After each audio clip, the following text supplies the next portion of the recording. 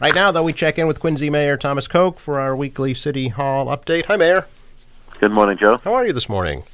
Those poor commuters coming up from the South Shore, coming through our city, have to wait when that bridge is opened. Huh? Yeah.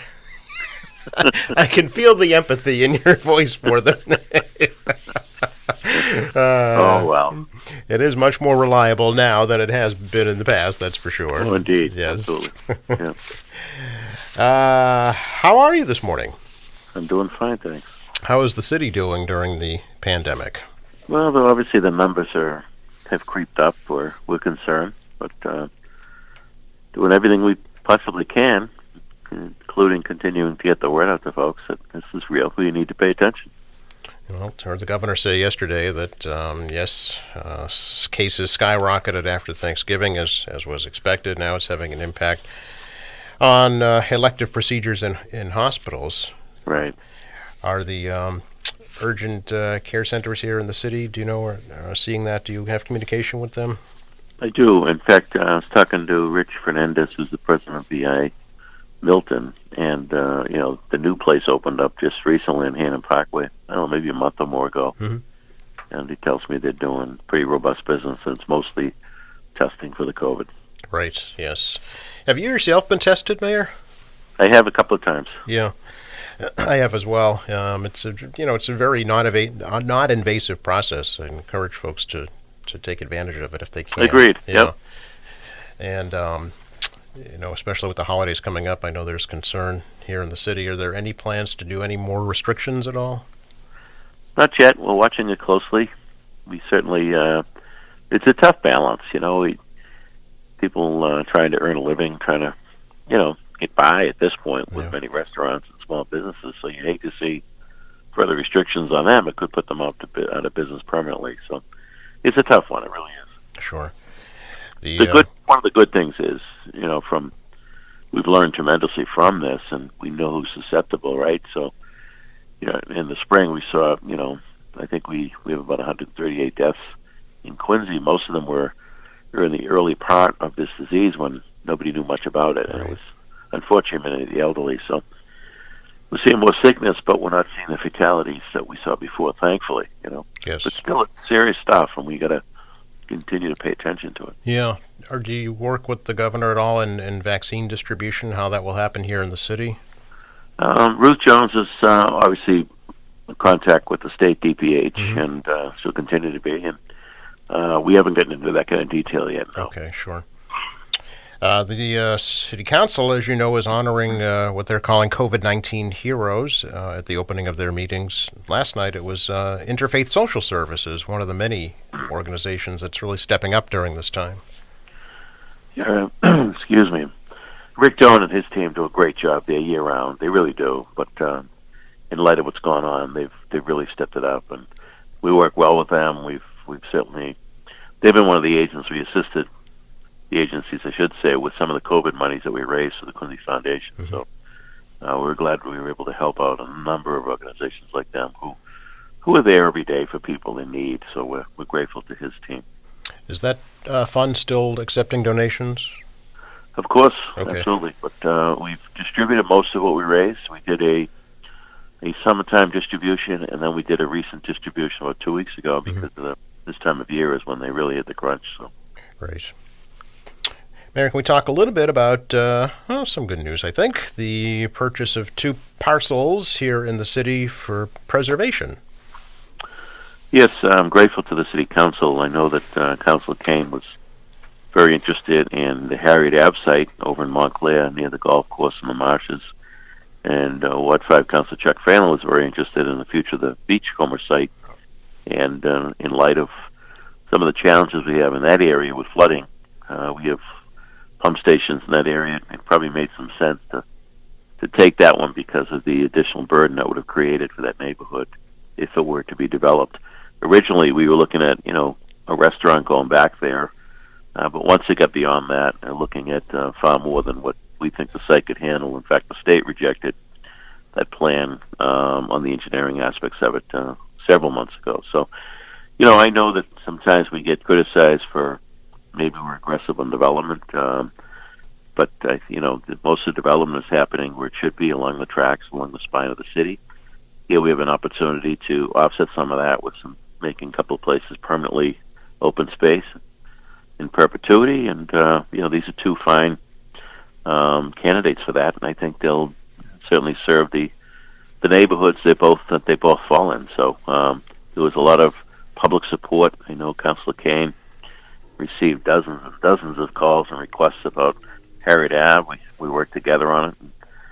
Same thing on the Beachcomber. I think there's a lot of nostalgia with the Beachcomber. People that used to go there don't think so much about the open space piece, but when you start adding up some of the challenges we're facing with sea level rising and some of the flooding we've experienced over the years, and the Beachcomber probably makes some sense in that light. So both good ones, I think. They're both solid, and I appreciate the council support on it. The request was for $5 million. The ultimate approval was $4.15 million. What was the difference? Well, I know that when we do the acquisition, we'd like to put some money in there for example, demolition of the old building on the site of the Beachcomber. There may be grading needed. There may be clean out, maybe some planting, some trees and vegetation. So we try to include some monies on that, but we'll regroup on that later. The important part is they get tied up and protected. Okay, and that's from the community preservation account. That's correct, which I think is one of the uses for it, that it was set up statutorily for the acquisition of open space. So it's a good use for it, and that's the money people pay for that the citizens voted a number of years ago to put basically on your bill. There's a little number there that's calculated based on your numbers, and it comes into the city, and then the state augments that with some state monies, although that money's been drying up from the state level, but it allows us to do a lot of extra things like these acquisitions. Yeah, I remember when it was a 1-to-1 match, which was phenomenal. Those days are gone. Yeah, you couldn't beat it. Unfortunately, yeah.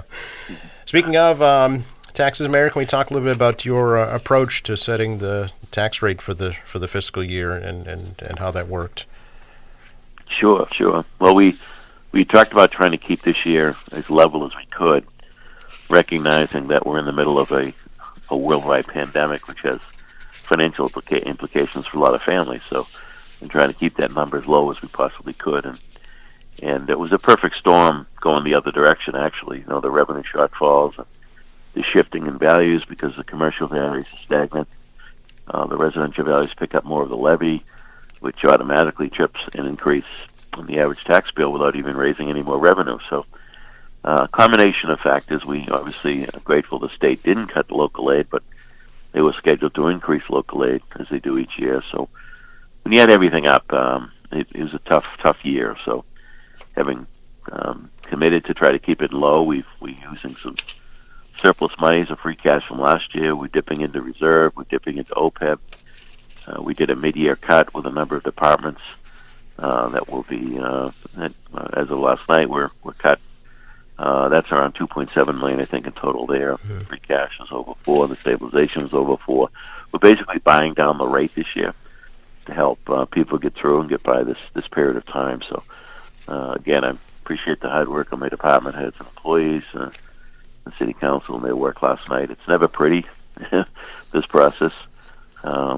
It is nice to know that we've gone up as far as communities around us. We had the lowest increase than those communities that abut us, Braintree, Weymouth, and Milton, are all gone up higher than Quincy. So I know people don't necessarily compare their bills to other communities. It's kind of fairly relative to what they paid last year to what they're paying this year. So I think it's a good compromise to try to meet a zero increase. It's a minimal increase in the scheme of things, and we keep all the services going that the people of the city expect and deserve.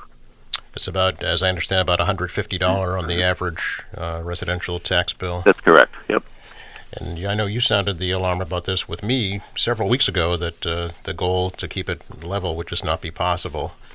The shortfalls would just piling up. Right. 0.5% on collecting property tax goes into the millions of dollars. So when you have, it's understandably when people are starting to hurt and fall behind on their bills. And, obviously the hotel tax is way down. The meals tax was down. So you add up your local receipts, the building permits, for period were down, although they're starting to bounce back nicely. So all the factors there, and then the shift in the burden on the levy was kind of the final nail. So we needed to make some major mid-year adjustments and try to meet our commitments, and we've done that. So keep our fingers crossed that the economy, certainly bounces back as the pandemic, hopefully by the springtime, gets under control. Yes. Interestingly, according to the Registry of Deeds, property values, though, continue to increase. Yes, they do, and that's part of the problem. When you have the increase in values on the residential side, and you have the it's stagnant or decrease on the commercial side, that again shifts the burden just on value, so the bills go up automatically. That's how Prop 2.5 works, and how the values get applied. So that's a factor that people don't like to understand. I do know that when you're selling your house, you understand it and appreciate it because your investment has gone up incredibly well. But most people, if they're not in the market selling a house, they're just trying to keep things going and pay the bills. So it's tough, but that's how it works. That's one of the factors. And it's tough to explain in this crazy economy why these single-family homes are still bouncing so high in their values. I think that the city continues to be a place people want to live. I think we have our location to Boston, to the ocean, to the Cape, to the New Hampshire area. I mean, it's very, very convenient to live here. And then you add on top of it what we talk about all the time, and that's it's a safe city. Education system is phenomenal. Park system is incredible. You get nice library services, senior services, veteran services. I mean, no matter what box you go to check off, we meet or exceed, I think, the expectations of the public in services. So, so we're a place that people want to be, and I guess that's a good thing. But it makes it difficult for those breaking into the market today. I understand the utilization of free cash and stabilization, but could you explain the budget cuts that were made, and how that will work? Sure. So I met with the department heads a few weeks back, and I asked each of them to tighten their belts and see where we could squeeze some money out during the course of this year, which is hard to do halfway through the year. Right. But having said that, they all understand the importance of what we're going through right now, and they all came up with, most of them came up with cuts to some small departments that just don't have any room to do that. But some of the bigger departments, there's ways to do it. You have a unfilled position, or maybe overtime was down in certain areas, or we charged some of the overtime to COVID that was up, so therefore there was a little breakage, I should say, in some of the OT lines. So basically, and then old purchase orders that perhaps we don't need to do a certain thing or order a certain item right now that can wait. Those kinds of decisions were made individually at each department level. I see. Okay. We came up with a total, and that helped us to get where we're at. Okay, so it was up to the department heads to figure out those cuts on their end. That's correct. Very good. We talk about a food drive and a toy drive happening here in Quincy, Mayor. Well, you have the times and dates. You want to rattle them off first, Joe? Be happy to. The food drive is going on through this Saturday at the fire headquarters on Quincy Ave, as well as the House Neck, North Quincy, Squantum, and fire stations. So those donations will stay right here in Quincy. Is that right? That's correct. This Local 792 and Chief Jackson reached out to us asking where this year is difficult, and we get the firehouses spread out throughout the city. It might be a good idea to use them as a drop-off location. And yes, any and all non-perishables we receive will be distributed locally to the food pantries. That's great. And as we heard from Rick Doan at Interfaith last night, they certainly have seen an increase, so they need them for sure. Absolutely. So something else that's interesting, folks, if they have pet food that they could donate, that is a need that's kind of understated, but pet food's just as expensive, if not more so, from people food sometimes, and folks love their pets, certainly. They sure do these days. I'll leave it at that. And toys, Mayor? Toys, I think that's with South Shore Building Trades. Yes, this coming Saturday. Yeah. Yes, they had reached out to us a few weeks ago and wanted to do something on behalf of their members, and so there's a number of union folks that live in Quincy. Social building trades include, the electricians, the carpenters, the plumbers, the painters, the pipe fitters, you name it. All those union guys who live here. This is something they wanted to do. So, same thing. So we're going to be taking whatever we receive from that will be distributed to Salvation Army and others who are in need of their assistance this year. I mean, Salvation Army's off this year too because of the whole restriction on the kettles. That's right. Yeah. So they need some help. So this is a way to help them with the toy drive. Okay. So we thank Bob Rizzi and the team at the Social Building Trades for their thoughtfulness through these difficult times as well. That will be this Saturday from 9 to 1 up at Pageant Field in a socially distanced manner, of course. Of course. Thanks so much, Mayor. Good to talk to you. Same here. Thanks, Joe. Bye-bye. Bye now.